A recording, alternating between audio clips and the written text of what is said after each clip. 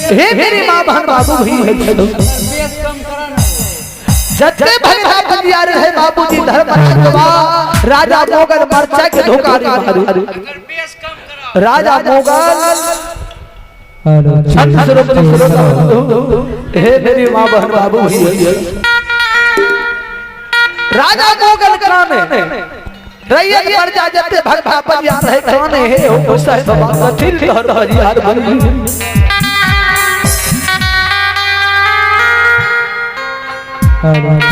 आए खसे आंसू भगता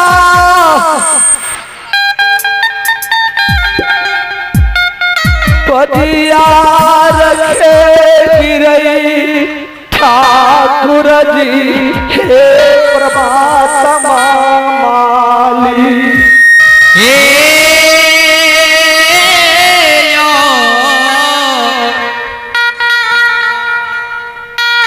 परमात्मा भगता बलियार में ठाकुर जी आप हमारी इज्जत धर एक रत्ती पर प्रतिष्ठा बच्चे बला नहीं थे बाबूजी धर्मराज बाबा के महावीर जी धर्मराज बाबा के सरकार एक राजा मोगल के एक बेनी के कारण सब के आए अपने बाइन के बनसार दिया दे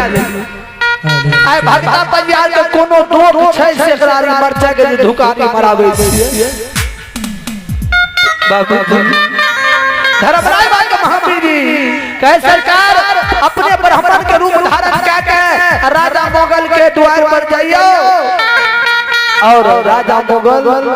के जैसे भगता बलियार जाने छोकरा बांध के खोले हे मेरी मां बहन बाबू भैया संत स्रोत सज्जन भी है मां बहन भैया हां जय रैयत प्रजा सरकार धर्मराज बाबा ब्राह्मण के रूप धारण करके और सरकार पटना दरबार जा रहे हैं पटना दरबार जब राजा के द्वार पर गोसाई पहुंच गई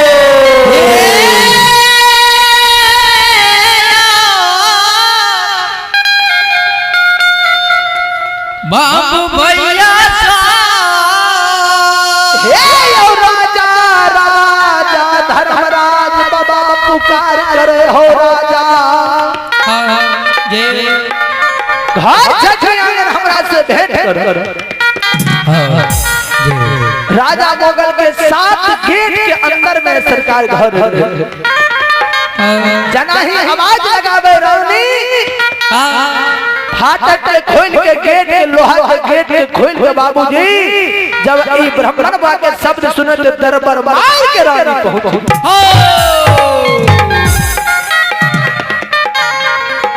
जब ब्राह्मण पर नजर जब बैठ गेले कल के सब भगता बलियार के तो बांध के बनसार डाल के हे या एगो ब्राह्मण और है हां जी कल के ब्राह्मण बाबा राजा साहब के रानी पुकार करे राजा साहब दरबार मार के आबो कहे प्रतिवाद की भल कल के एगो ब्राह्मण और आए अगर ये बात के उद्देश्य बता दे तो ठीक है ते एकरो उल्टा बाण बांध के सिंह डोरी पटना दरबार में भेज दियो और मरचा धुकारी हो ब्राह्मण के दियो हां बाल ब्रह्मचारी बाबा धर्मराज स्वयं राजा कि मोगल के द्वार पर पहुंच कल के राजा कल के सरकार ब्राह्मण बाबा एक कौन राज इलाम में रखने एक डाला सोना चांदी इलाम में रखने अगर अपने हमरा बात के उद्देश्य बता देबे तो एक कौन राज दे दे एक डाला सोना चांदी कहां इलाम में दे दे अगर अपने नहीं बताबे तो जाने छिए अपने के उल्टा बाण बांध के पटना दरबार सिंह डोरी भेज दे मरचा के धुकारी पैदल सिपाही साहब मरे हां धर्मराज बाबा हंसल कहल के देखो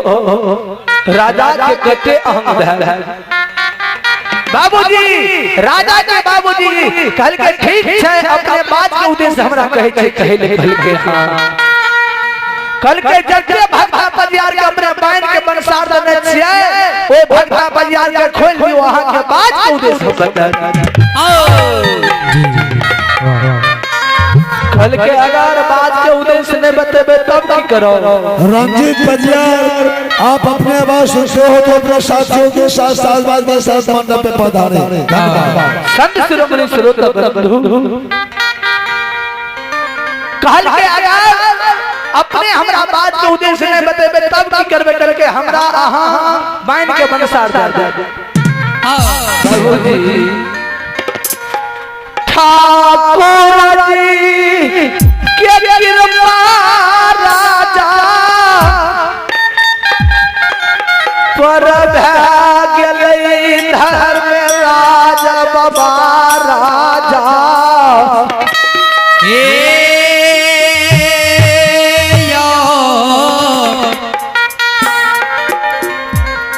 बाबूसा राजा के कहल के सरकार सब भक्ता परिवार के खोल दियो राजा मोगल पैदल कहै छै रे पैदल जते भक्ता परिवार छै सबके बाण खोल आयो भागवती हो